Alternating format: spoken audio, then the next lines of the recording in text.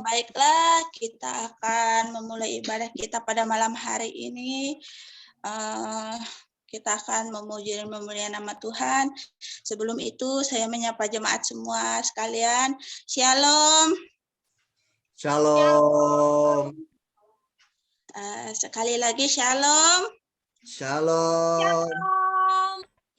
Terpujilah nama Tuhan. Saya juga menyapa untuk jemaat yang ada di Australia, Amerika, Indonesia, Malaysia, di beberapa negara yang tidak bisa saya sebut satu persatu.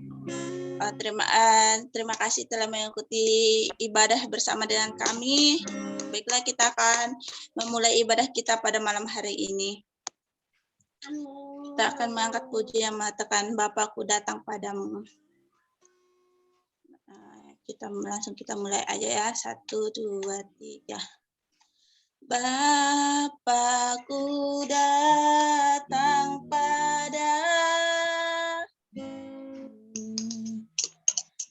naikkan ucapan syukur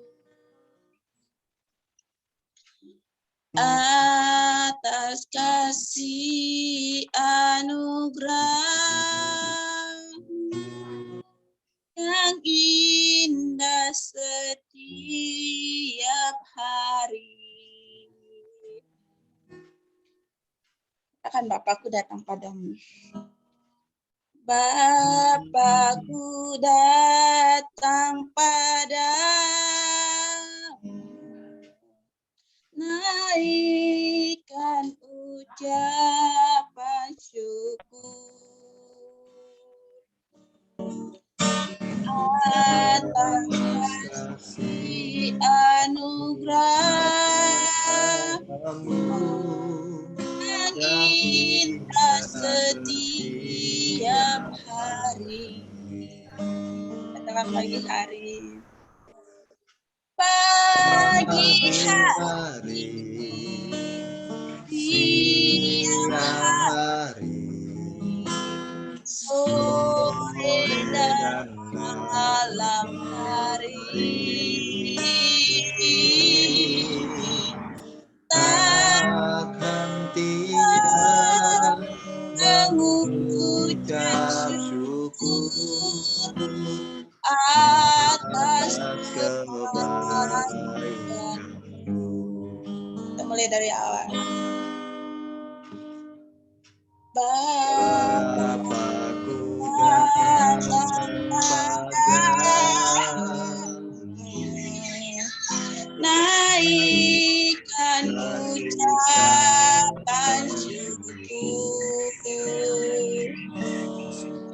atas kasih anugerah-Mu yang indah setiap hari. Pagi hari,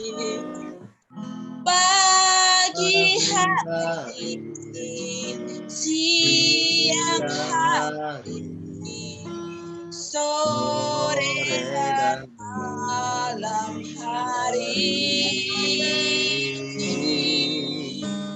tak hentinya mengucap syukur atas kebaikan-Mu. Katakan pagi hari, siang hari. Pagi hari, siang hari, Amin. sore dan malam hari, tak hentinya mengucap syukur atas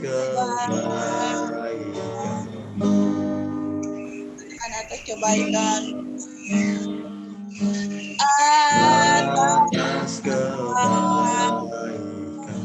Atas kebaikan-Mu Tuhan.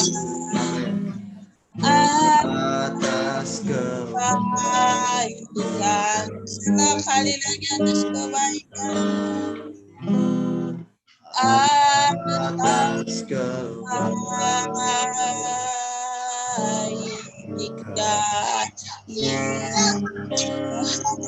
Yesus, sebanyak saudara kami memuji Tuhan. Terima kasih Yesus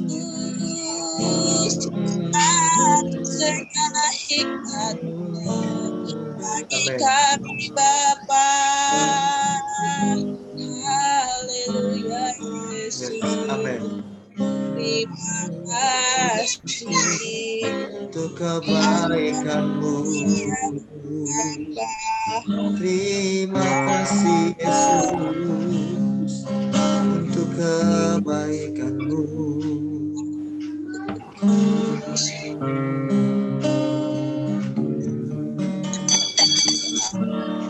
Maka di sini kami ucap syukur Tuhan atas kebaikan ya Bapa kepada kami hari pagi memuliakan nama-Mu Bapa.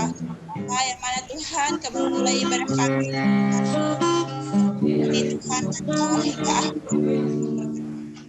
Bapa yang mana Tuhan seperti kebenaran firman-Mu, setelah firman ini tidak hanya bisa kami dengar, melainkan berlaku. Bapa, ini doa hamba Tuhan Yesus, dalam nama Tuhan Yesus yang hidup. Haleluya.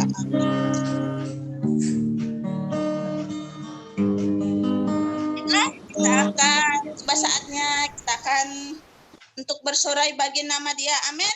Amin. Baiklah, kita akan sebuah bangga Bapak. Kita sambil tepuk tangan teman-teman.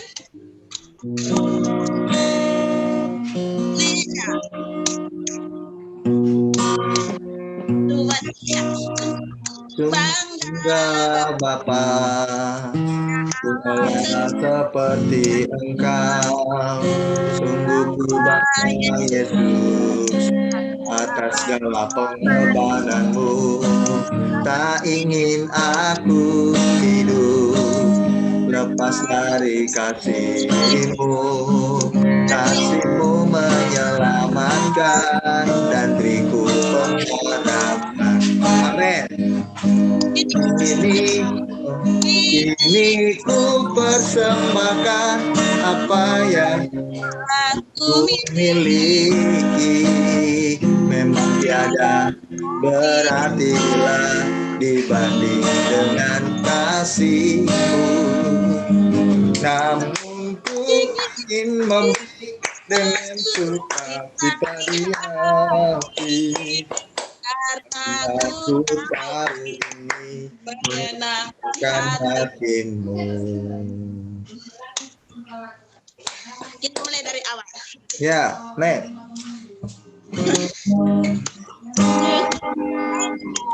Bapa punya seperti Engkau. Sungguh ku bangga Yesus atas segala pengorbanan-Mu. Yes, amin. Tak ingin aku hidup lepas dari kasih-Mu. Kasih-Mu menyelamatkan dan beriku pengharapan. Kini ku persembahkan apa yang aku miliki. Memang tiada berarti bila dibanding dengan kasih-Mu. Namun ku ingin memberi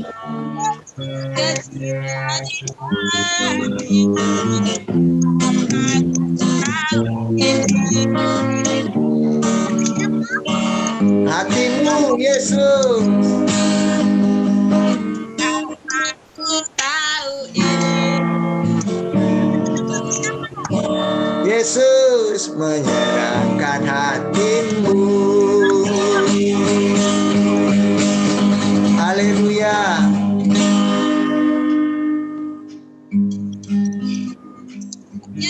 tiba saatnya kita akan mendengarkan kebenaran firman Tuhan.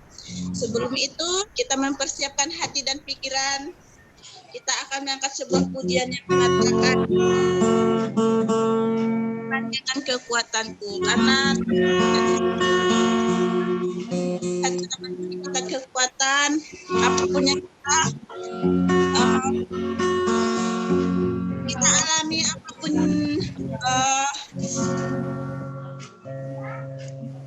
yang kita lakukan hanya kekuatan dari Tuhan. Bukan siapa-siapa. Amin, saudara. Amin, amin, amin.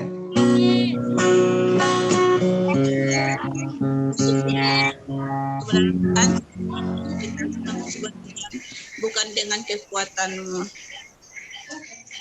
1, 2, 3.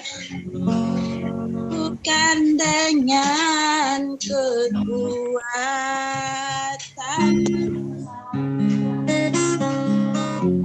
jalani hidupku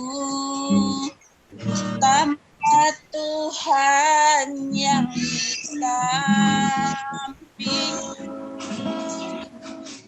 tak mampu.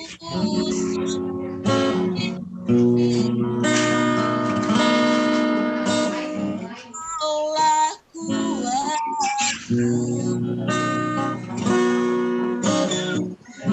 menopangku, kupandang wajahmu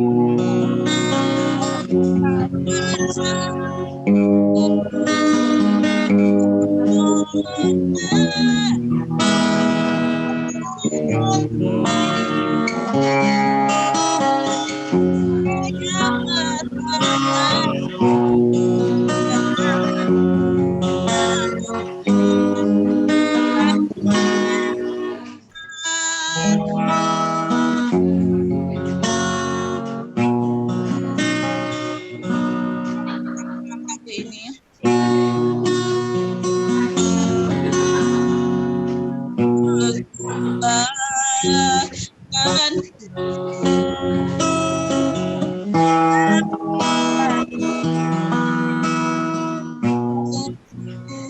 Tanpa Tuhan yang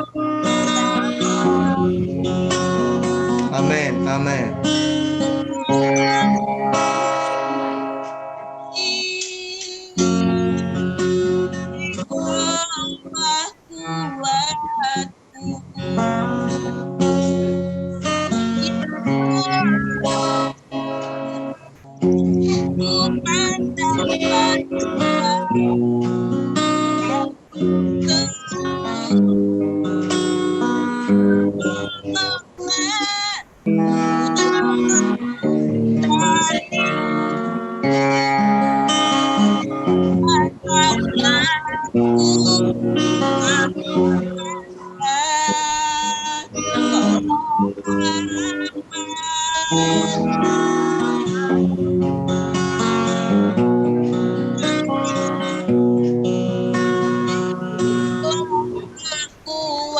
kekuatanku yang menopangku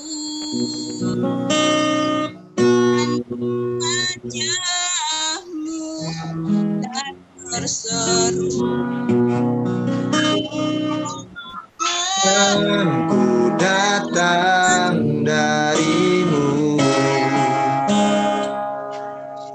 peganglah tanganku, jangan lepaskan harapan dalam hidupku. Kaulah harapan dalam hidupku. Harapan dalam hidupku. Harapan dalam hidupku. Haleluya Yesus. Saya serahkan kepada hambanya yang membawa kebenaran firman Tuhan. Oke, terima kasih Mama Gio. Oke, very blessed, sangat diberkati sekali. JJ ini berdoa untuk firman Tuhan. Mari kita berdoa.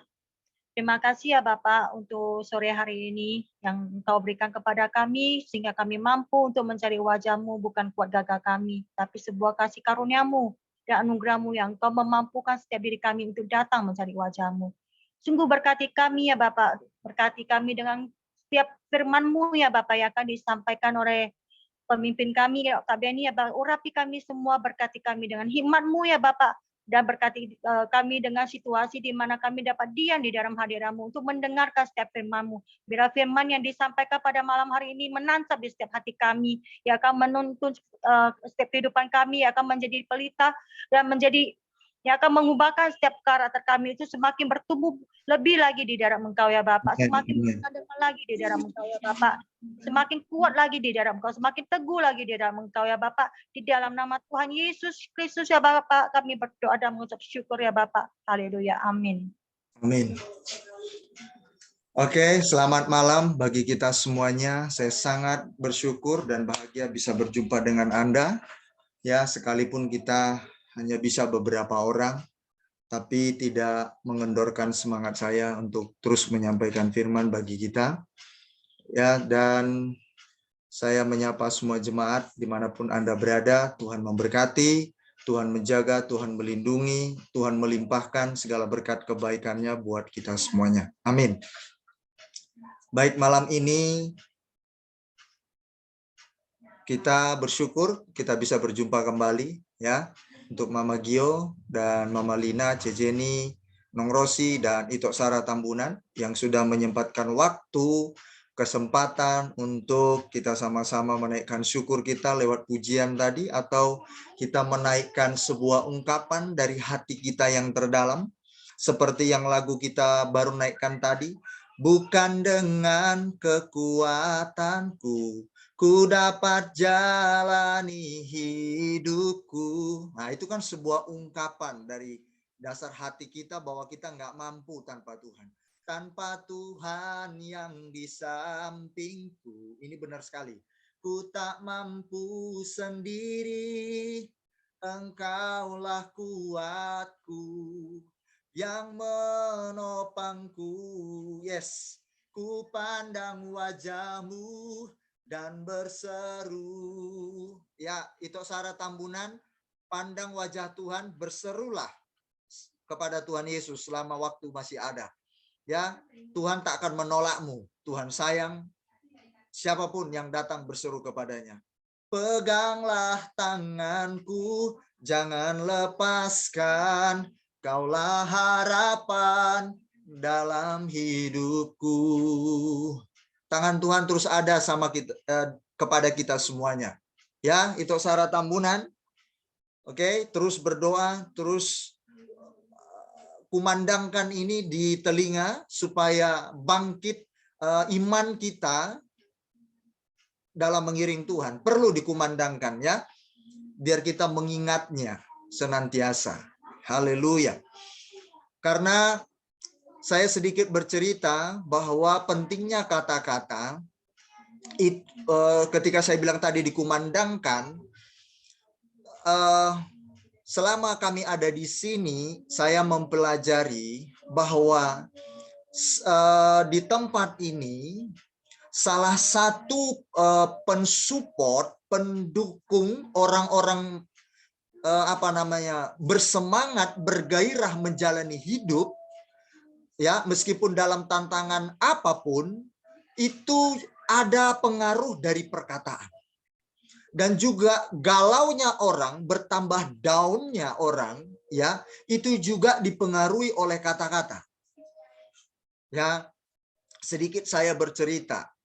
Nah, anak Pak Gembala di sini, puji Tuhan sudah keluar dari rumah sakit. Terima kasih untuk dukungan doa jemaat semua. Ya, terima kasih Cejeni, Ketua Army. Terima kasih yang sudah berpartisipasi menaikkan doa. Puji Tuhan sudah pulang. Sedikit saya ceritakan sebagaimana kakak di sini, anak gembala di sini, terpacu ya gairahnya, semangatnya itu ketika diutarakan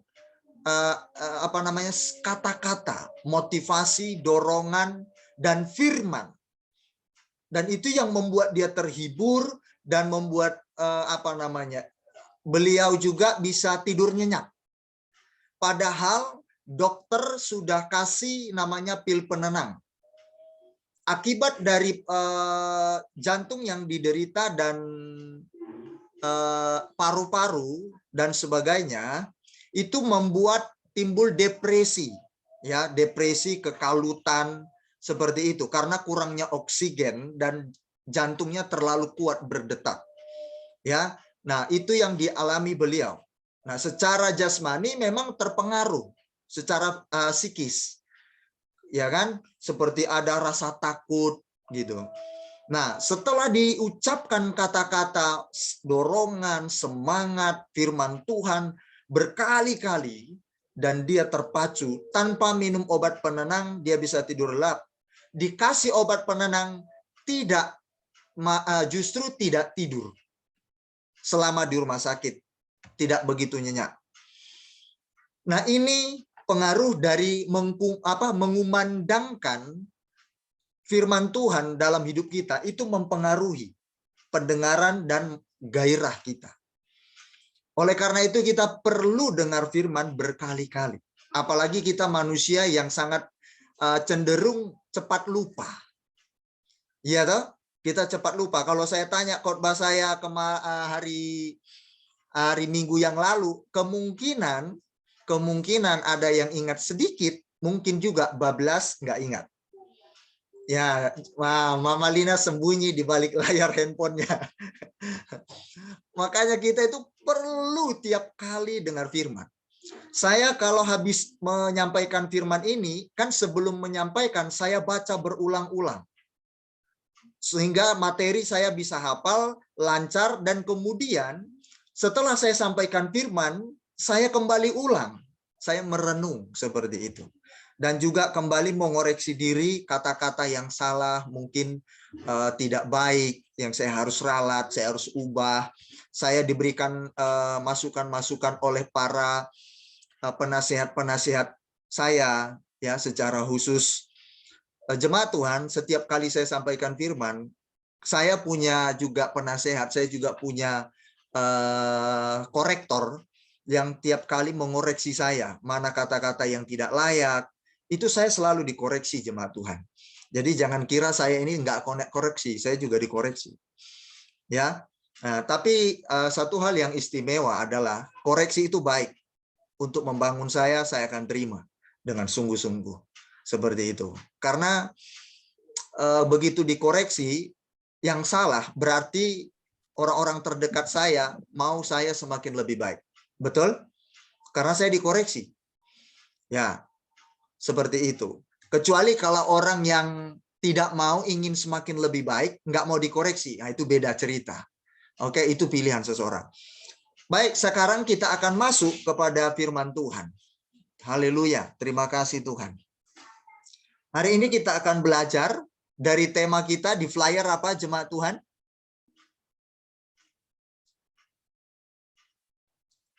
Boleh di-unmute satu orang? Aku cuma ingat, memang udah baca sih belakangnya neighbor ya. Ada tetangganya maksudnya. Ya, boleh apa itu? Di bahasa Indonesia kan aja yang kita tahu, pernah baca. Bentar.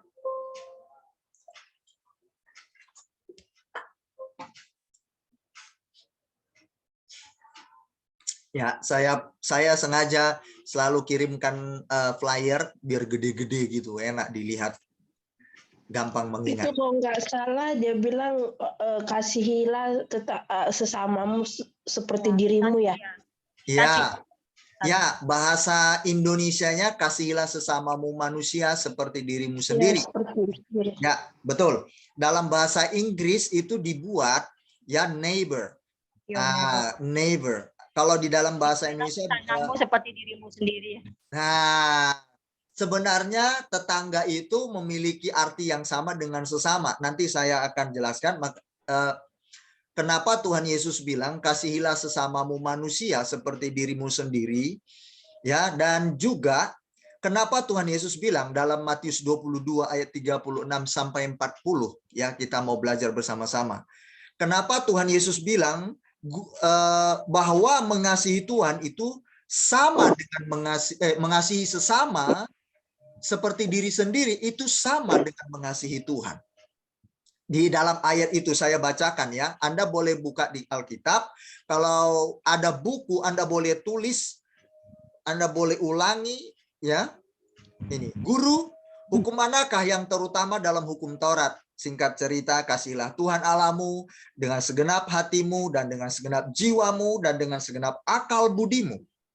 Oke, mengasihi Tuhan segenap hati, jiwa, akal budi.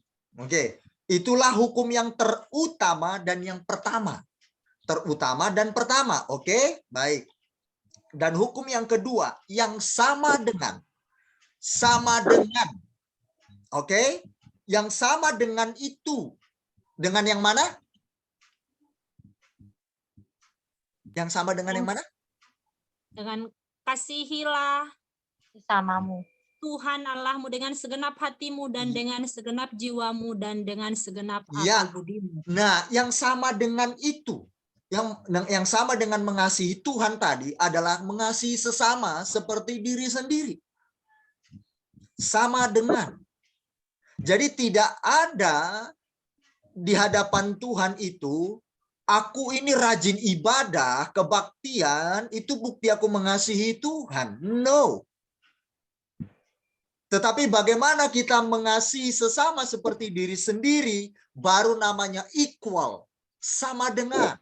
Kalau dalam bahasa Inggrisnya lebih keren lagi, dia pakai equal. Kalau equal itu ya sama dengan, ya sama dengan. Tidak ada timpangnya, sama rata. Nah, oke. Kita semakin bijak dan semakin smart, makin pintar kita. Ya, kalau dalam bahasa Inggrisnya dia lebih jelas. A second likewise is this, you shall love your neighbor as yourself. Ada lagi yang bilang pakai equal. Yang sama dengan itu.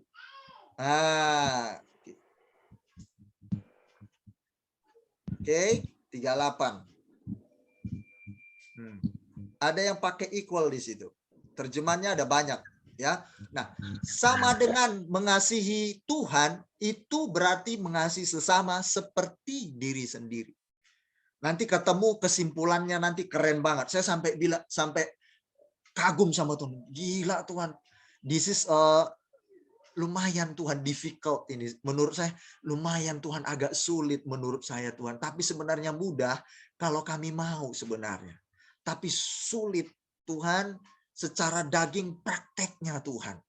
Karena mengasihi sesama ya dengan seperti diri sendiri, artinya Anda pasti ngerti perlakuannya sama. Betul? Ya, Anda memperlakukan diri Anda senyaman mungkin atau Anda ingin diperlakukan sebaik mungkin oleh orang lain.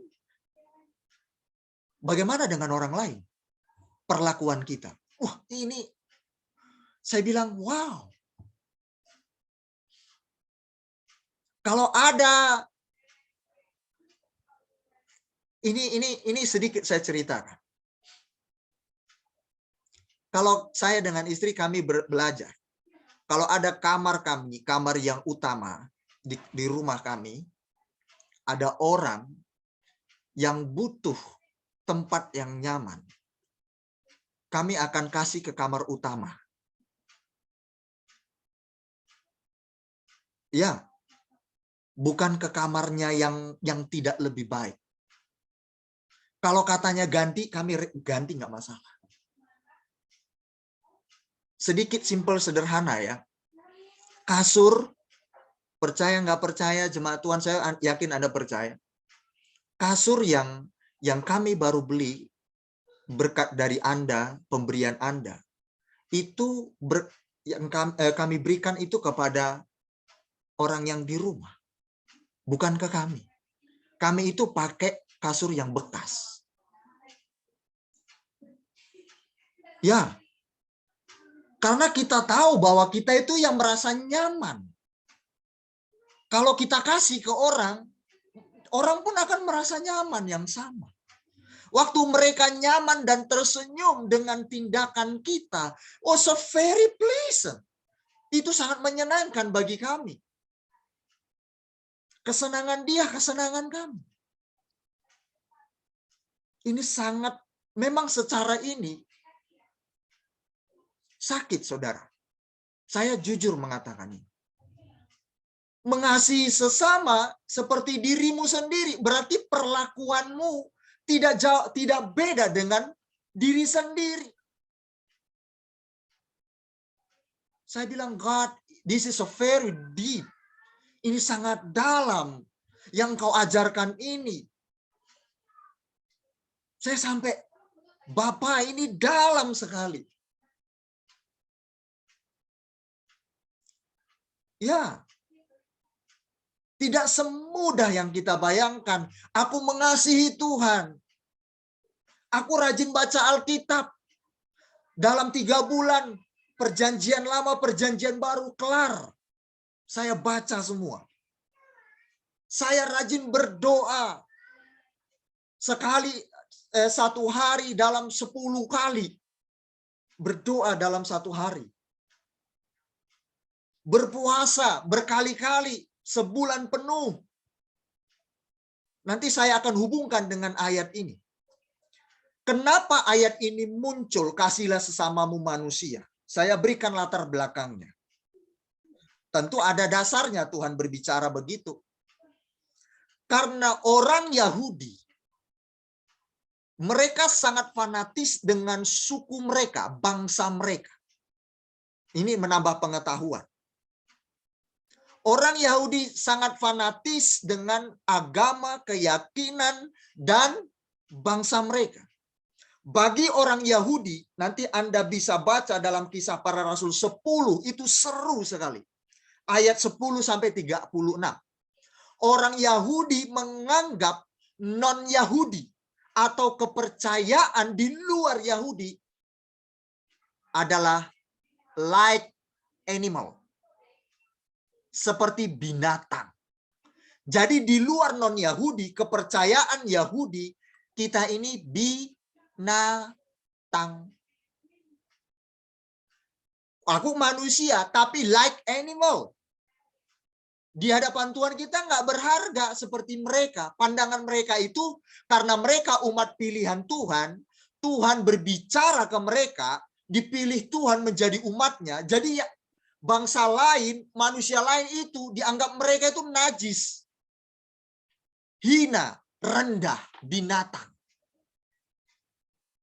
Makanya Yesus perlu menekankan, kasihilah sesamamu manusia. Bahasa Inggrisnya neighbor, tetangga. Nah, dari kata tetangga, sama itu artinya sesama. Maknanya begini, orang Yahudi pada waktu itu dijajah pada jajahan Romawi. Romawi beda dengan Yahudi. Romawi itu penduduk Latin, bahasa Latin juga. Dan pada waktu itu, ya, penduduk yang dominasi, ya, baik itu kepercayaan, bahasa nasionalnya, internasional lah dibilang, atau nasionalnya waktu itu, ya, itu adalah bahasa Yunani, persatuan bahasa. Contoh kita orang Indonesia, banyak bahasa-bahasa, tapi bahasa persatuan Indonesia. Nah, waktu itu bahasa Yunani. Nah, kepercayaan juga Yunani yang paling marak waktu itu. Tahyul-tahyul, dongeng-dongeng itu dulu marak sekali. Ajaran-ajaran begitu. Nah, apalagi orang Yahudi itu antipati dengan suku lain, kepercayaan lain. Yang lainnya adalah like animal. Atau lebih rendah, lebih hina. Karena Tuhan pilih saya. Ini kami umatnya Tuhan, umat pilihan. Tuhan nggak bicara ke kamu. Misalkan kita Indonesia. Hei Indonesia, Tuhan nggak bicara ke kamu. Kamu tuh najis, kotor kamu. Like animal, kamu haram. Gitulah ceritanya. Jadi mereka sendiri anggap mereka paling benar, paling suci, dipilih Tuhan. Padahal mereka yang menyalibkan Yesus. Itulah, orang merasa rohani, sok merasa umat pilihan Tuhan, tapi malah menyalibkan Tuhan sendiri.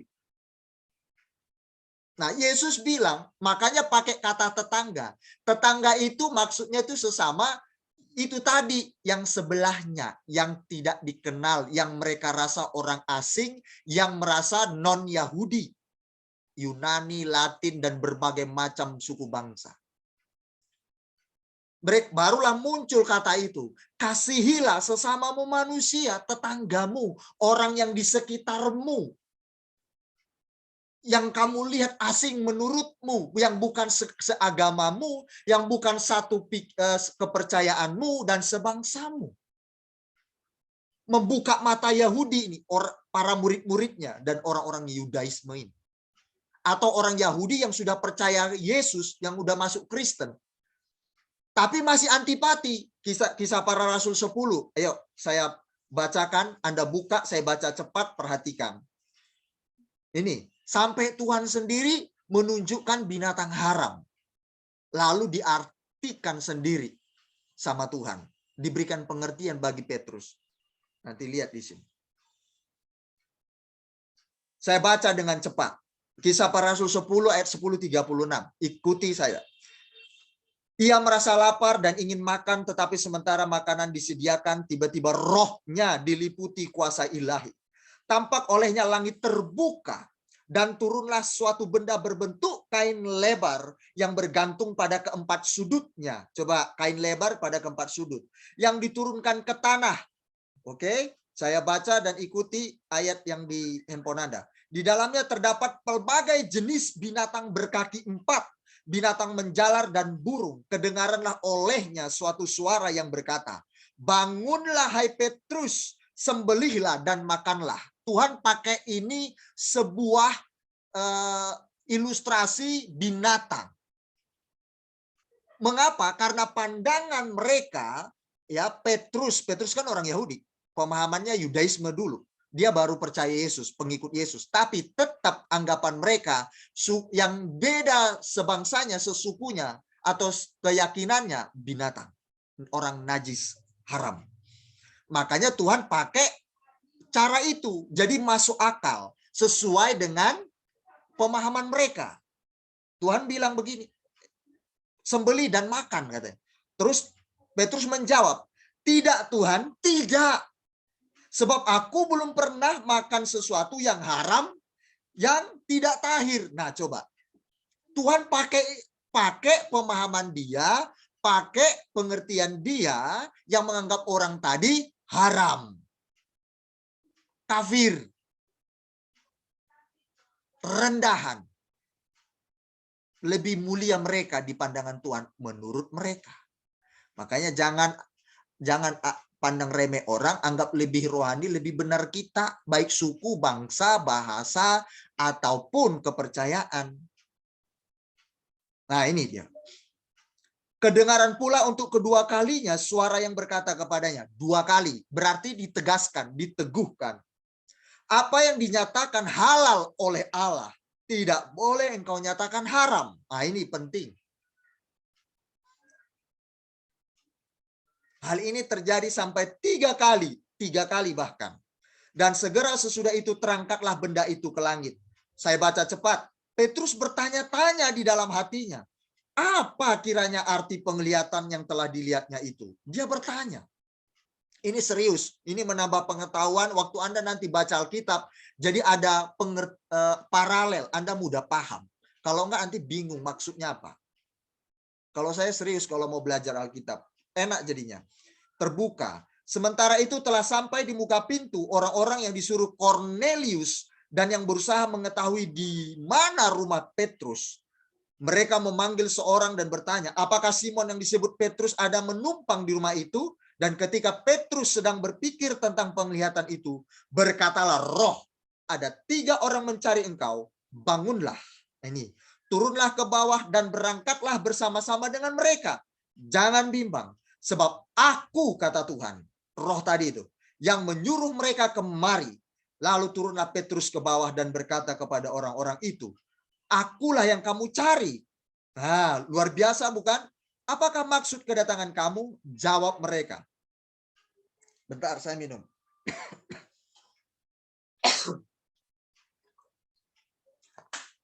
Saya sangat bersemangat menyampaikan ini. Jangan lewatkan. Oke? Lalu dibilangnya begini. Lalu turunlah Petrus ke bawah dan berkata kepada orang itu, "Akulah yang kamu cari. Apakah maksud kedatangan kamu?" Jawab mereka, "Kornelius seorang perwira yang tulus hati dan takut akan Allah dan yang terkenal baik di antara seluruh bangsa Yahudi, telah menerima penyataan Allah dengan perantaran seorang malaikat kudus supaya ia mengundang engkau ke rumahnya dan mendengar apa yang akan kau katakan. Ia mempersilahkan mereka untuk bermalam di situ. Keesokan harinya ia bangun dan berangkat bersama-sama dengan mereka dan beberapa saudara dari Yope menyertai dia. Dan pada hari, ini dia seru, berikutnya sampailah mereka di Kaisarea. Kornelius sedang menantikan mereka dan ia telah memanggil sanak saudaranya dan sahabat-sahabatnya berkumpul. Ketika Petrus masuk, datanglah Kornelius menyambutnya. Dan sambil tersungkur di depan kakinya, ia menyembah Petrus. Tetapi Petrus menegakkan dia, katanya, "Bangunlah, aku hanya manusia saja." Dan sambil bercakap-cakap dengan dia, ia masuk dan mendapati banyak orang sedang berkumpul. Banyak orang. Nah, ini arti tadi. Burung, binatang-binatang yang Tuhan tunjukkan. Potong, sembelihlah, makanlah. Dia bilang, "Nggak mungkin ku makan Tuhan. Sesuatu yang haram dan tidak tahir." Ini pengertian sudut pandangnya bahwa Tuhan mengasihi semua manusia. Makanya muncul kata ini, "Kasihilah sesamamu manusia seperti dirimu sendiri." Bukti engkau bertuhan. Kalau engkau berkata, "Aku memiliki Tuhan yang benar, Yahweh." Engkau berkata, "Tuhanmu Elohim Yahweh." Buktikan kalau engkau adalah berkata engkau pemeluk agama yang benar. Melalui apa? Loving your neighbor. Love your neighbor as yourself. Kasihilah sesamamu manusia seperti dirimu. Itu buktinya. Makanya muncul ayat ini. Wah, menarik sekali. Sampai saya, wow, God, amazing. Saya lanjut lagi. Terus kemudian dia bilang begini. Di dalam ayat yang bentar.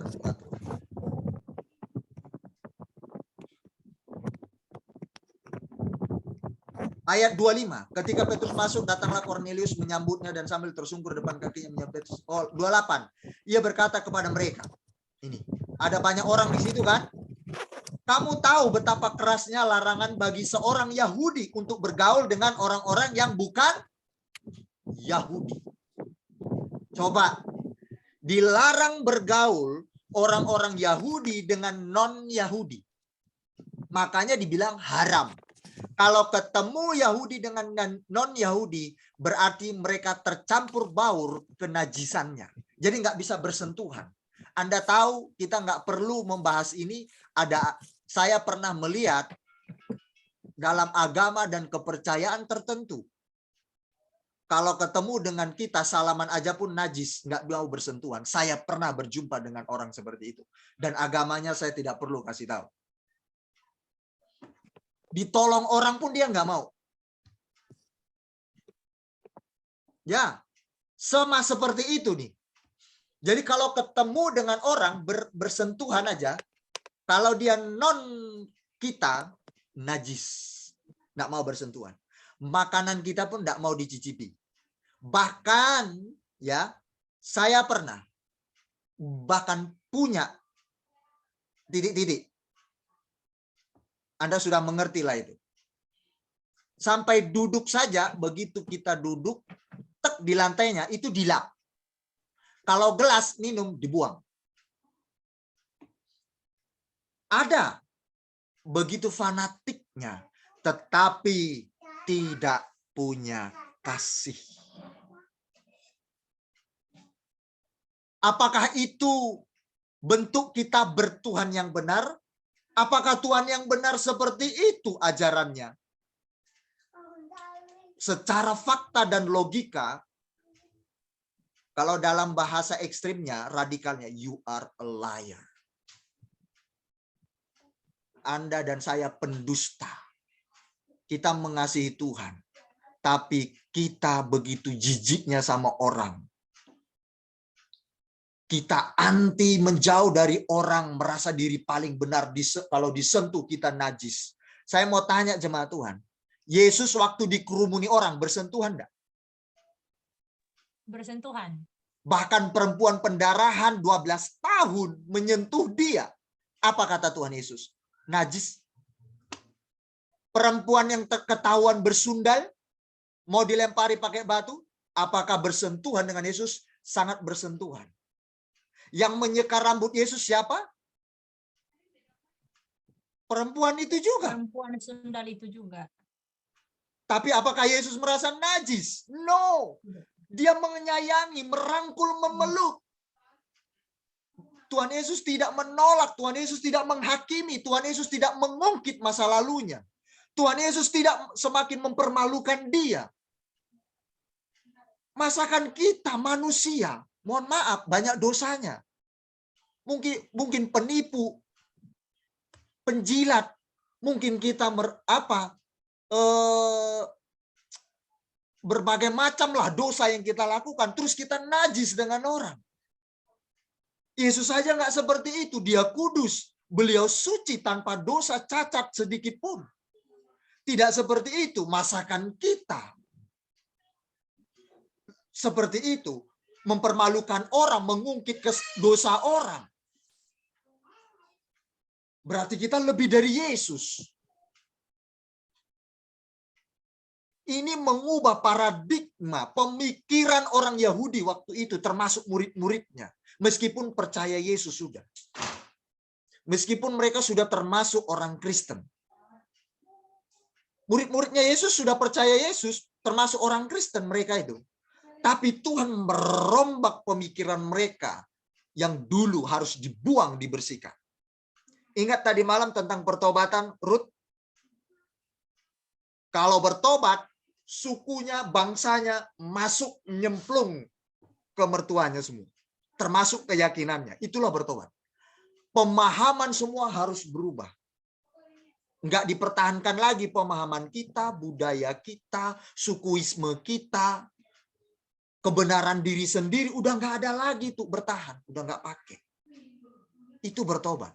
Nah, Yesus merubah itu supaya dibuang dari pikiran murid-muridnya, termasuk si Petrus. Kamu anggap semua orang haram, najis. Makanya Tuhan Yesus bilang, kasihilah Tuhan Allahmu dengan segenap hatimu, yang sama dengan itu. Kasihilah sesamamu manusia, neighbor, tetanggamu, orang asing, yang tidak kamu kenal, yang berbeda dengan kamu. Sesamamu manusia seperti dirimu sendiri, as yourself. Kalau Anda merasa bahwa orang itu, kalau Anda tusuk dengan kata-kata sakit, don't do that. Kalau kita merasa bahwa itu sakit juga terhadap kita kalau diperlakukan. Karena apa? Seperti diri sendiri. Jika ini terjadi, saya percaya tidak akan ada tahanan di penjara. Saya yakin ajaran Tuhan kita ini sangat perfect, amazing, sempurna. Makanya saya bilang, God, you are up normal, di atas normal pengajarannya. Hebat sekali. Karena mereka, orang-orang murid-murid Yesus beranggapan bahwa mereka itu sudah iman yang benar, mengasihi Tuhan dengan benar. Secara apa? Secara Taurat. Oh, kami pemegang Taurat, hukum yang dikasih Tuhan langsung. Melalui apa? Nabi kami Musa. Ini kami. Soal Taurat jangan ditanya. Soal Tuhan menyatakan diri dengan kami. Kami paling benar. Kalian itu nggak dipilih Tuhan, najis. Karena kalian tuh kotor, tidak seperti kami. Hey, di dalam kitab perjanjian baru lainnya, Tuhan mencela orang-orang Yahudi dan Yudaisme. kamu sendiri menolak aku. Yohanes 1, Anda boleh baca. Aku datang kepada kepunyaanku, tapi kepunyaanku menolak aku. Buat apa? Begitu Tuhan berbicara, kepunyaannya sendiri menolak perkataannya. Sekalipun kita Kristen, tapi menolak firman-Nya, podo wae, sami mawon. Begitu. Nanti terus saya baca lagi. Nah, ini mulai terbuka pikiran Petrus. Lalu dibilang, itulah sebabnya aku tidak berkeberatan ketika aku ayat 28, saya sambung tadi. Nih, ia berkata kepada mereka, kamu tahu betapa kerasnya larangan bagi seorang Yahudi untuk bergaul dengan orang-orang yang bukan Yahudi atau masuk ke rumah mereka. Bayangkan. Pemahaman orang Yahudi, masuk saja orang non-Yahudi, misalkan Beni orang Indonesia masuk ke penduduk Yahudi rumahnya, enggak boleh. Najis. Tolak. Kamu enggak kategori manusia, bro. Kamu binatang. Ibaratnya begitu bahasanya. Wih, coba bayangkan. Apakah itu ciri-ciri bertuhan yang benar dan telah menerima hukum Tuhan yang benar? No. Tuhan Yesus mengantarkan kepada murid-muridnya, hey, engkau itu berimajinasi atau engkau sedang mendarat? Kita di bawah Tuhan bukan beriman, berimajinasi, tapi mendarat, landing. Bukan menghayal-hayal gitu. Tuhan itu mengajarkan kita landing, masuk akal, dan pasti. Yes, amin. Terus lagi dikatakan. Nah, kalau kita berkata kita bertuhan yang benar, aku Kristen pengikut Yesus. Kalau ada orang kumus-kumus, orang miskin, lalu kita anti, nggak menyuruh dia masuk. I'm so sorry if I say this. Maafkan saya kalau saya mau berkatakan ini. Kita belum pengikut Kristus. Malu. Apalagi kita punya keluarga kita yang tidak setara dengan kita. Lalu kita bilang, jangan masuk. Kasur, sofa itu bukan untuk kamu. Sofamu yang sebelah sana, yang kelas 3, yang KW3. Atau yang tidak branded. Yang branded itu khusus kalangan sendiri. I'm so sorry. We are not Christian yet. Kita tidak Kristen atau kita belum Kristen.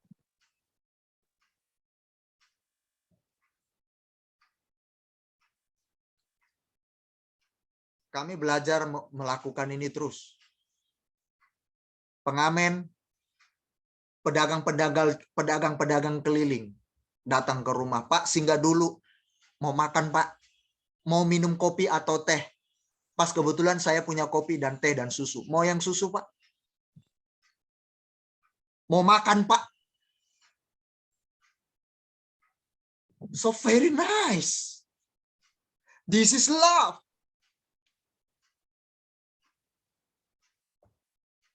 Saya menceritakan ini mau menangis saya. This is love. Ini masih hal yang kecil. Saya tadi sudah bilang dari awal. Kalau Anda bisa melihat, ini saya bukan mengharapkan belas kasihan. Saya cerita. Karena harus ada bukti. Kalau nggak ada bukti, buat apa? Harus ada teladan, nggak bisa enggak saya bicara ini. Kasur yang kami dapat itu dari gudang tempat pembuangan salah satu sekolah. Saya tidak perlu sekolah apa namanya. Dapat di gudang dan diambil lalu diberikan ke kami dan saya terima dengan sukacita. Dan itu sobek dan keluar kapas-kapasnya. Kan bisa diakali, dijahit, ditutup pakai spray. But a new bed,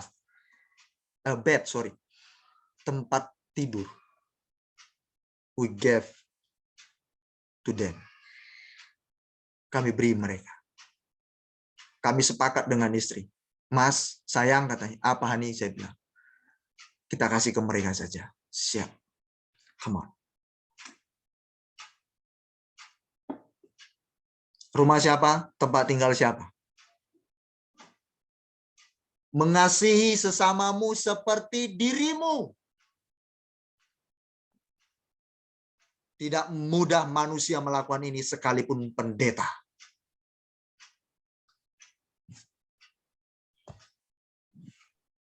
Kalau bisa di kamar belakang yang paling jelek, dikasih sama orang itu. This is love. Ini yang dikatakan pengikut Kristus. Aku pembicara. Aku Kristen 40 tahun, 50 tahun.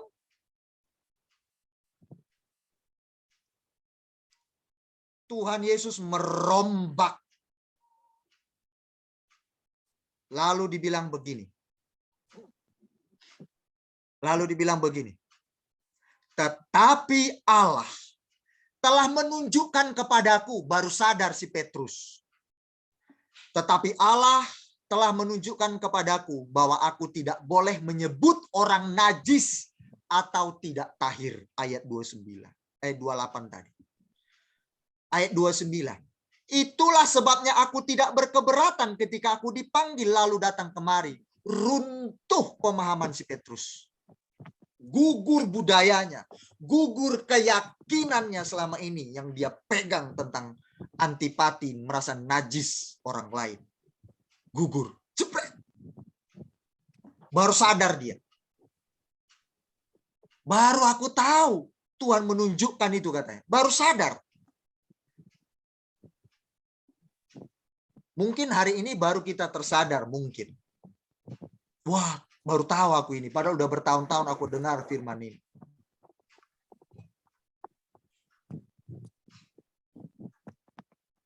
Ya, ada sirup kita di rumah. Sirupnya enak sekali. Mungkin harganya 10 juta. Begitu ada keluarga kita, sanak famili, atau yang saya bilang tadi lah, yang nggak layak secara mata, ukuran dunia.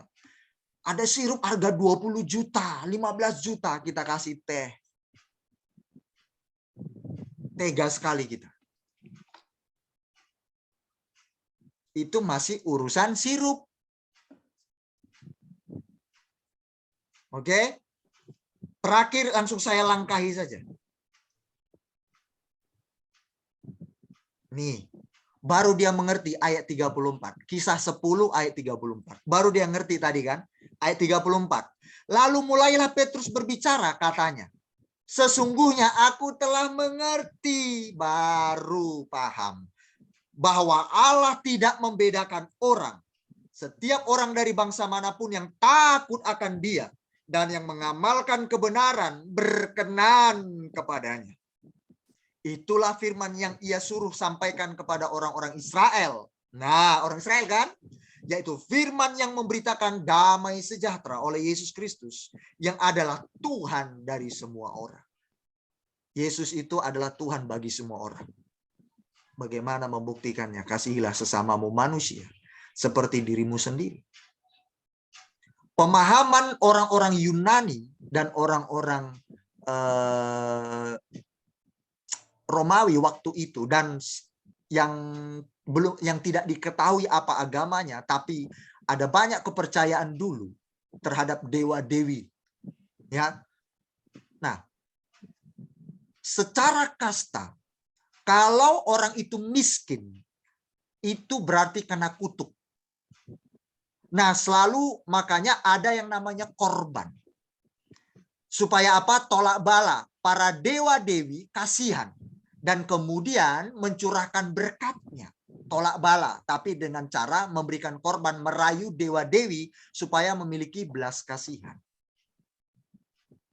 Pada waktu itu.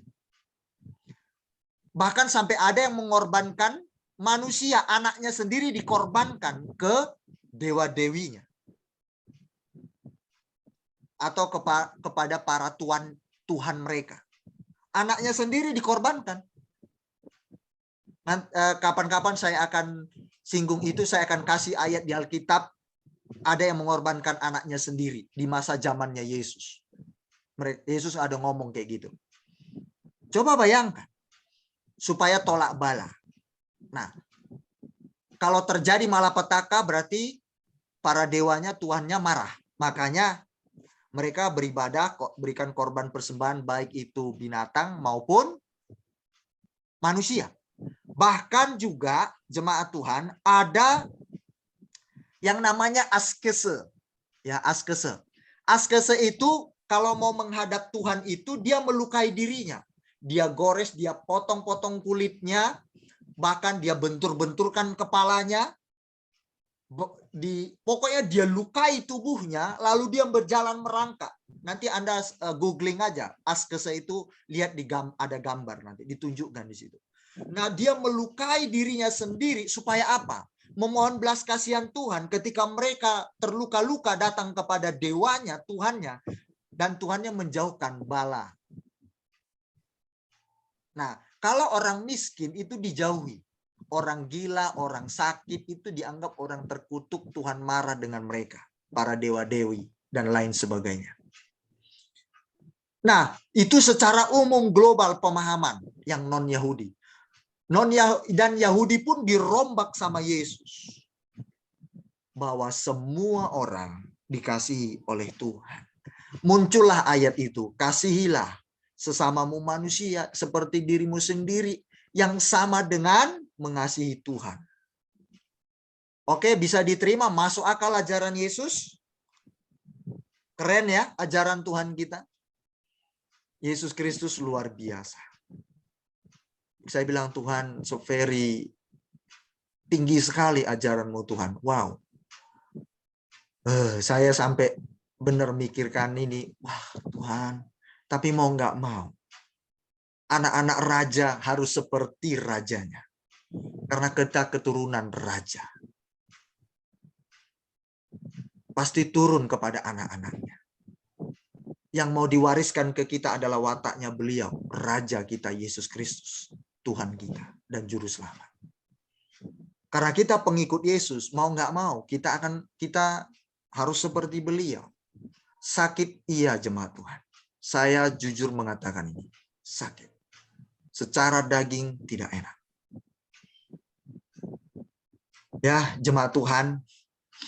Jadi visi misinya Tuhan Yesus bukanlah sukuisme. Bukanlah mempertahankan budaya kita untuk kebenaran kita sendiri. Bukan. Ya, budaya, suku, agama itu manusia sendiri yang buat. Tapi Tuhan membawa budaya kerajaan Allah, kerajaan sorga. Amin. Itu yang Tuhan Yesus bawa ke bumi. Bukan agama, bukan yang lain-lain, bukan budaya, tapi budaya seperti kita ini. Fanatik pada budaya sendiri, budaya orang lain, sudah lain. Apalagi kalau saya melihat suku itu, saya melihat masih ada di antara perkumpulan-perkumpulan. Ya, Batak kumpulnya Batak, nanti Tionghoa kumpulnya Tionghoa, Jawa. Misalnya saya masih melihat itu. Suku lain, pokoknya saya lihat beberapa suku, itu masih ada. Saya bukan bilang kita nggak boleh kumpul sama sesama suku kita, bukan saya nggak bilang itu, saya nggak bilang gitu. Boleh, tapi kalau cuma ngumpul sesama suku kita buat apa? Wong kita udah paham, kalau nggak paham ya kan tanya, ya kumpul ada masanya. Kenapa kalau kita ini bawa kasih Kristus, sama-sama kita anak raja? Keren banget. Semua bersatu. Wih, indahnya pemandangan itu. Amin. Nah, ini visi dan misi Kristus. Kasihilah sesamamu manusia seperti dirimu sendiri. Ya kan? Jadi kita itu diajak Tuhan sehati sepikir seperti Kristus, bukan seperti suku A, suku B, suku C, suku D, bangsa A, bangsa B, bangsa C. Enggak, Tuhan enggak bawa visi misi itu. Tuhan bawa visi misi, hendaklah kamu sehati sepikir seperti yang terdapat di dalam Kristus Yesus. Filipi pasal 2 ayat 2, Roma 12 ayat 16. Beni Batak bawa pikirannya seperti Kristus, hatinya seperti Yesus, itu yang betul. Bu Tiur juga seperti Kristus, bukan bawa ke pemikiran Bu Tiur dan Beni semua orang. Nggak bisa itu.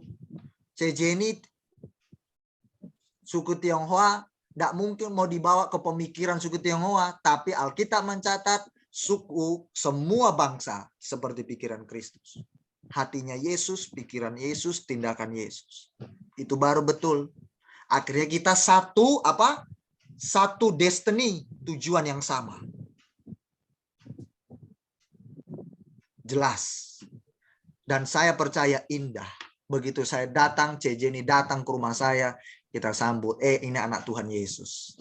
Love one each other. Wah, saya bilang Tuhan, ini kapabilitas yang sangat tinggi. Wow. Wah, saya bilang sama Tuhan, oh God, amazing. Ya, kesimpulannya saya akhiri. Kata kasihilah sesamamu manusia di sini power packet, kekuatan yang paket, penuh kekuatan di situ. Ternyata kasih itu sesama manusia seperti dirimu sendiri, ada kekuatan di situ. Ya, penuh kekuatan. Benar, kalau kita mengasihi sesama manusia seperti diri sendiri, kita menjadi orang yang kuat. Kuat dalam hal apa? Saya percaya menahan godaan untuk menghina orang, untuk merendahkan orang, untuk kita tidak tidak menipu orang, untuk tidak kita mengkhianati orang, untuk kita tidak berlaku curang, untuk kita bisa menerima orang apa adanya, untuk kita menaruh curiga terhadap orang. Kita bisa menaklukkan itu. Ada power packet. Pasti rumah tangga pun akan kuat. Persahabatan kuat. Antara bos dengan karyawan kuat. Pasti tidak akan ada pengkhianatan di situ. Karena kasih tadi seperti diri sendiri. Kita tahu dicubit itu sakit, jangan cubit sesama. Kita tahu orang kalau dikasih bantal empuk itu enak. Kita pakai, orang pun tahu pasti rasanya itu enak. Suatu ketika saya ketemu dengan seorang anak, dia pedagang keliling. Waktu itu saya ada di supermarket. Saya makan enak waktu itu, makan bakso yang enak lah. Di salah satu tempat. Saya makan dan saya minum jus. Saya bilang sama Tuhan, Tuhan enak banget Tuhan, enak pol. Wih, terima kasih Tuhan aku bisa makan begini. Tiba-tiba anak itu datang. Langsung saya suruh duduk. Sini nak, saya bilang. Duduk di sini. Makan. Agak-agak malu dan takut. Nggak apa-apa. Kan orang rame kan. Nggak apa-apa, duduk sini. Mau makan apa? Mau pilih bakso apa segala macam, beli. Makan. Lalu dia, minum apa nak? Saya perlakukan. Pilih, ini menunya. Minum apa yang kamu mau. Setelah itu kami tanya, kamu pernah makan ini? Nggak pernah om. Masih kecil. Dia sekolah, tapi dia harus kerja untuk membiayai uang sekolah. Lalu saya bilang, kamu pernah makan ini? Nggak pernah om. Oke. Terus gimana rasanya? Enak om. Di situ air mata ini jatuh dan turut berbahagia. Karena di situ dia bisa menikmati. Oh, very, very awesome. Ini sangat enak sekali melihat orang seperti ini. Ini yang harus kita miliki. Pada waktu itu akhirnya jualannya, dagangannya itu kami beli. Karena ada waktu itu uang, kami beli. Lumayanlah untuk mendopang dia. Lalu dia pulang dengan sukacita. Wow. Hal kecil saja, nggak usah hal yang besar. Jemaat Tuhan, artinya apa? Kasih itu bukan lagi rekayasa. Bukan manipulasi, tapi atmosfer. Orang itu bisa merekayasa, memanipulasi orang tentang mengasihi sesama. Itu bisa ketahuan kok. Tidak akan lama. Sebulan, 2 bulan, 3 bulan. Pasti berubah orangnya. Tapi kalau kasih itu sudah menjadi atmosfer di situ. Suasana. Mau berapa lama tahunkah orang itu tinggal di rumah kita? Sama saja, tidak berubah. Atmosfer itu suasana. Jadi mau manipulasi itu cuma tahan 2 bulan, paling kuat 3 bulan. Paling jago 6 bulan. Itu udah paling hebat orang merekayasa untuk manipulasi kasih. Menunjukkan kasih ke orang lain. Apalagi kalau seisi rumah, kalau orang yang bersama kita membuat kita jengkel, marah. Apakah kasih kita kepada orang yang tinggal bersama kita akan tetap 100%? Dan kita tetap berkata, I love you. Tinggallah bersamaku. Dan cara melayani dia tetap sama. Tidak berbeda dari 6 bulan setahun yang lalu. Ini nggak mudah. Bisa keluar dari kata-kata kita. Percuma, kamu tuh nggak tahu diri, kamu numpang sama siapa. Pasti itu bisa keluar. Disitulah membuktikan siapa kita. Oh God, ini sulit jemaat Tuhan. Ajaran ini memang, ini saya dapatkan, ya, saya baca Alkitab, saya sungguh merenung Tuhan. Kasihilah sesamamu manusia seperti dirimu sendiri. Ini udah sering. Tetapi ini ada sesuatu yang berbeda menurut saya. God, thank you. Ya, jadi mengasihi itu udah atmosfer ya, suasana. Itu perlu diciptakan sama kita sendiri. Mulai dari hari ini. Kesimpulan yang kedua. Orang yang mengasihi Tuhan itu sama dengan mengasihi sesama dan sama dengan mengasihi diri sendiri. Betul? Betul nggak? Siapa yang kasihilah sesamamu manusia seperti dirimu sendiri. Berarti kalau kita mengasihi sesama itu sama dengan mengasihi diri sendiri. Kalau kita nggak mengasihi sesama berarti nggak mengasihi diri sendiri, betul? Ya kan katanya mengasihi sesama seperti diri sendiri. Berarti kalau nggak mengasihi sesama, berarti kita nggak mengasihi diri sendiri. Sama ternyata. Sama. Kalau kita nggak sayang sesama kita manusia, kita nggak sayang terhadap diri sendiri. Buktikan kebenaran ini. Tuhan luar biasa. Contoh sederhana. Saya dikirim dari grup. Ada salah satu yayasan yang menampung para lansia. Ternyata yayasan ini menampung para lansia mayoritas kaum pria.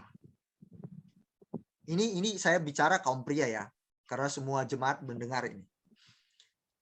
Kaum pria yang lansia itu ada di yayasan itu.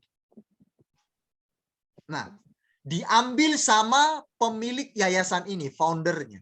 Diambil, ya kan sudah terlantar. Lalu ditanya. Seluruhnya kaum pria yang sudah lansia itu menjawab. Mengapa Bapak ada di jalanan? Apakah Bapak tidak punya keluarga? Bapak itu menjawab semuanya. Rata-rata berkata, punya keluarga. Loh, kenapa Bapak hari ini ada di jalanan?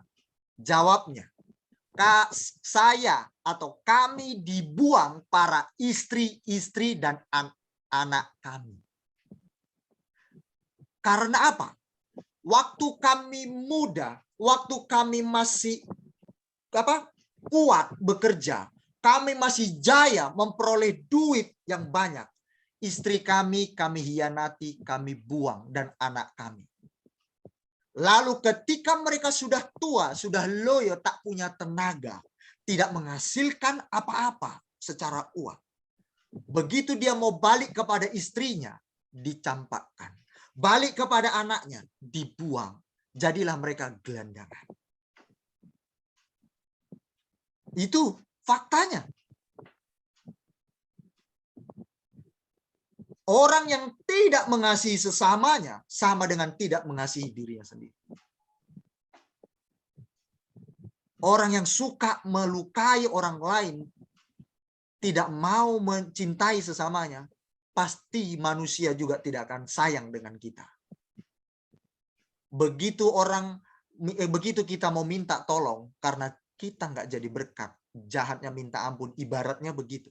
Takkan ada orang yang mau mendekat dengan kita. Itu pasti. Jadi waktu saya lihat di video itu dikirimkan di grup, saya berinding. Saya bilang, Tuhan, oh God. Meskipun kita tahu firman, seharusnya jangan diperlakukan begitu. Tapi itu fakta. Seharusnya anak tua tidak boleh begitu. Tapi itu saya nggak kasih tahu yayasan apa. Ya. Tapi kenyataannya itu. Sampai di sini firman Tuhan. Nah itu. Jadi orang yang mengasihi Tuhan itu pasti mengasihi sesama seperti dirinya sendiri. Dan tanda dia mengasihi dirinya juga, dia mengasihi sesamanya manusia. Itu sama semua. Saya percaya Anda berbuat baik dengan orang lain sesama, siapapun orangnya. Besok kita akan ditolong orang. Saya percaya itu. Saya percaya. Saya percaya. Ya, Tuhan kita itu hebat. Beliau itu mengajarkan kita kunci-kunci kebahagiaan yang sempurna. Ya, jangan takut untuk hidup di bumi ini. Ya, seperti ya kita beranggapan, wah, uangku keluar terus sama dia, menyekolahkan dia, gitu kan, habis biayaku. Pasti ada masanya. Memang bukan itu motivasi kita, tapi itu firman Tuhan. Tidak mungkin berdusta. Tuhan memberkati, semangat berjuang bersama-sama di dalam Tuhan. Ya, kita nggak mampu tanpa Tuhan. Tapi pertanyaannya, kita mau atau tidak? Tuhan akan memberikan kita kekuatan dan pertolongan. Itu saja firman Tuhan malam ini. Ya, tanda kita mengasihi Tuhan adalah kasihilah sesamamu manusia seperti dirimu sendiri. Itu buktinya. Dan orang yang mengasihi sesamanya manusia seperti dirinya sendiri diperlakukannya, itu sama dengan dia mengasihi dirinya sendiri. Pasti. Pasti. Kita akan disayang orang di sekitar kita pula. Ya, caranya kuncinya begitu. Maka dari itu orang yang tidak menikah, jangan takut dari tua, siapa yang merawat saya? Berkorban, ada orang, ada keponakan saudara kita, besok dia akan ingat. Kalau secara manusiawi kita berpikir, dia akan pelihara kita.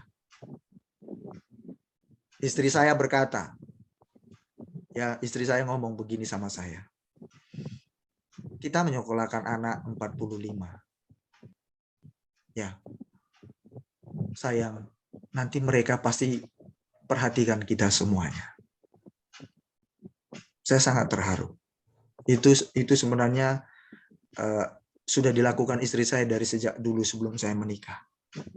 Saya terharu dengan itu. Ya, saya bilang, nanti mereka akan lihat kita. Kalau mereka sudah berhasil 45, kalau bahasa manusiawinya, kebanjiran, kalau duit dikatakan kebanjiran duit. Tapi bukan itu motivasi. Tapi itu fakta. Pasti Tuhan pelihara. Amin. Baik, kita berdoa. Bapa di surga, terima kasih buat firman-Mu bagi kami malam ini, sangat ekstrim dan sangat tajam dan keras. Tetapi sebenarnya lembut Tuhan mengajari kami. Karena Tuhan memampukan kami, belajar kami dari kelemahan kami, dari kegagalan, kesalahan kami di masa lalu. Mungkin di antara kami, baru ini kami mendengarkan seperti ini. Bapa di surga, terima kasih untuk kekuatan yang Engkau berikan buat kami.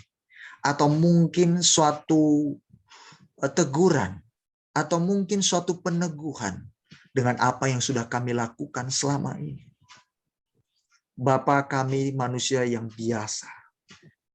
Kami tak bisa tanpa Tuhan. Kami hanya bisa mendengar firman-Mu, dan kami berkata kami mau, hanya itu Tuhan. Soal kekuatan, kemampuan hanya berasal dari Tuhan. Tuhan, Inilah ajaran Tuhan kami Yesus Kristus yang dari Bapa di surga kami terima. Kami mau mengikuti jejak-jejaknya Yesus. Tuhan mengajarkan kami adalah iman yang mendarat masuk akal. Terima kasih Tuhan memberikan arti yang sangat-sangat baik sekali. Kami mau belajar dari firman ini.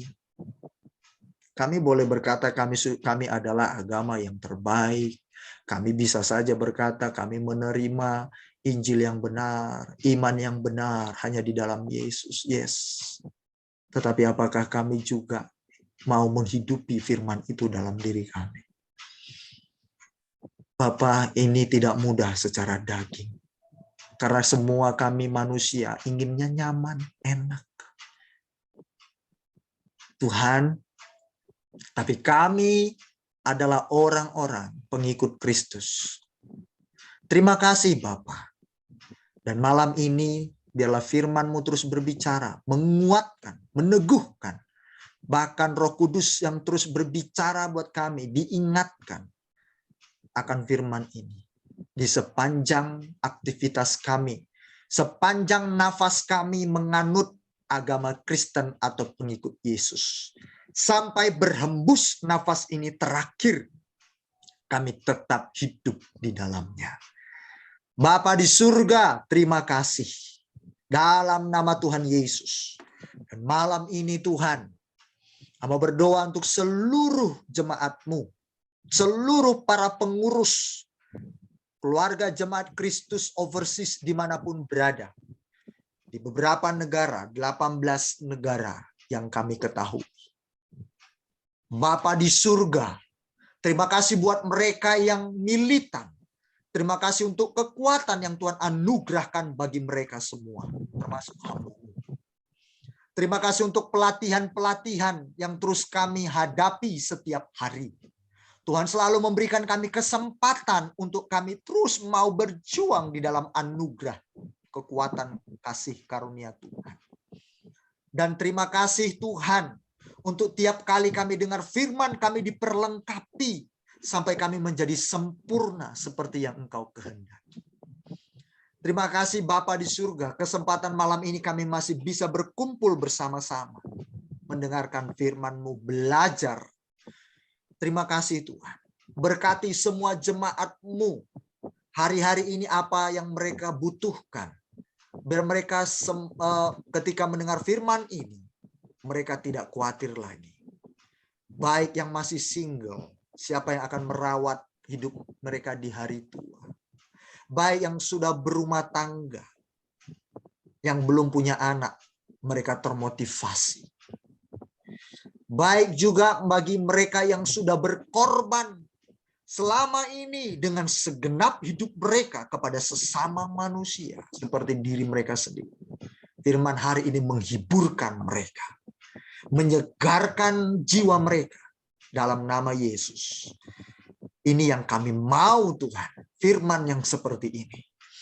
Bukan saatnya kami dinina bobokan lagi, sehingga kami begitu nyamannya dalam iman kekristenan, lalu tertidur lelap dan kami ketinggalan. Dan begitu datang badai kami shock, kami megap, kami ketakutan. Tapi ya kami didewasakan Tuhan untuk kami ketika menghadapi itu, kami sudah berdiri teguh di atas kebenaran. Terima kasih Bapa yang baik. Kalau hari ini anak-anak-Mu mulai lemah down imannya, Tuhan aku berdoa kuatkan iman mereka. Dalam nama Yesus, hati mereka terhiburkan malam ini Tuhan. Terima kasih. Kalau hari-hari kemarin atau tadi kami tidak melakukan ini, ampuni kami Tuhan. Kami mau belajar lebih lagi. Berarti kami ditegur, kami dinasehati. Terima kasih Tuhan. Itu berarti Tuhan mengkoreksi kami, membuat kami semakin lebih mantap dalam pengiringan akan Engkau. Terima kasih Bapa yang baik. Dan Bapa, selengkapnya Roh Kudus yang bisa menyampaikannya buat kami. Hamba-Mu sudah berhenti berbicara. Terima kasih Tuhan Yesus. Sebentar kami akan berpisah satu dengan yang lainnya. Tuhan, saya percaya untuk perlindungan Bapa ada pada kami. Besok pagi kami bangun dengan tubuh yang sehat, segar bugar, memuliakan nama Tuhan. Dan aku berdoa untuk jemaat-Mu yang dengan penuh kasih mereka memberikan korban, persembahan atau bentuk pemberian apapun itu. Wujud cinta mereka kepada Tuhan dan sesama. Mereka mau berbagi, Tuhan berkati mereka. Tuhan balaskan semuanya itu. Saya percaya siapa yang memberkati akan diberkati. Terima kasih Tuhan Yesus. Dan Amba berdoa buat yang sakit, Tuhan jamah dan sembuhkan mereka. Kalau itu menjadi kesaksian bagi keluarga, sanak famili mereka yang belum percaya Yesus, biarlah itu menjadi kesaksian yang hidup dan membawa mereka kepada iman pertobatan terhadap Yesus Kristus, atau ketertarikan mereka melalui anak-anak-Mu, jemaat-Mu yang ada malam hari ini mengikut ibadah ini. Terima kasih Tuhan Yesus.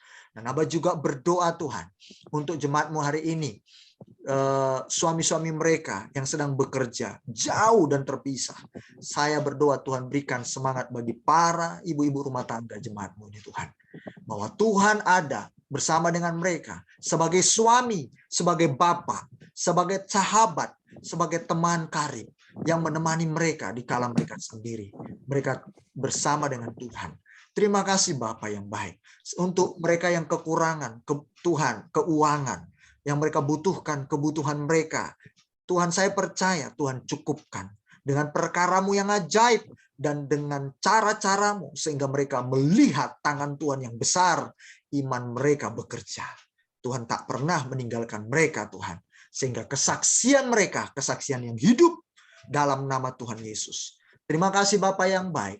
Hamba berdoa kuatkan, teguhkan semua para tim PAW dan pengurus KJK Overseas dalam segala keadaan.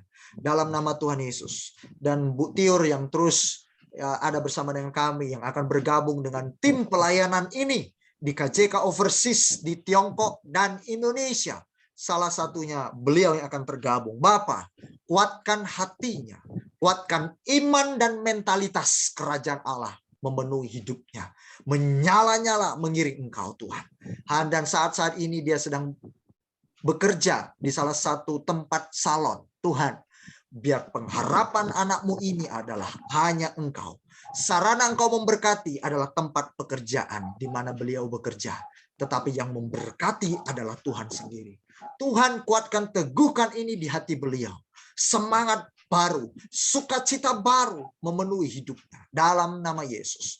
Aku rindu semua tim kami, pengurus ini, PAW ini menjadi tim yang solid dalam nama Yesus Kristus. Terima kasih Bapak yang baik. Sebentar kami akan berpisah satu dengan yang lainnya. Kami memohonkan berkat yang daripada Tuhan. Selesai kami beribadah. Mari sidang jemaat Tuhan, angkat tanganmu. Terima berkat dari Bapa di surga. Tuhan memberkati engkau dan melindungi engkau. Tuhan menyinari engkau dengan wajahnya dan memberikan engkau kasih karunia-Nya.